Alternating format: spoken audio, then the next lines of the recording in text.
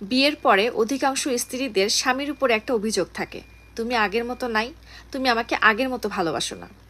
আসলে স্ত্রীর যে 5টা কারণে স্বামীর আকর্ষণ কমে যায়, সে 5টা কারণের মধ্যে প্রথম হচ্ছে যে স্ত্রী তার স্বামীর মুখে মুখে তর্ক করে। বিশ্বাস করবেন কি না, আপনি যতই যুক্তিসহ কথা বলেন না কেন, পুরুষ মানুষ মুখে মুখে তর্ক করা একদমই পছন্দ করে না। নাম্বার 2, আপনার স্বামী যেটাই বলে আপনি তার উল্টাটা বোঝেন, মানে সবসময় একটু বেশিই বোঝেন। নাম্বার 3, আপনি আপনার স্বামীর পছন্দকে মূল্যায়ন করেন না, আপনার মতন করে আপনি চলাফেরা করেন, তার পছন্দ মতো না।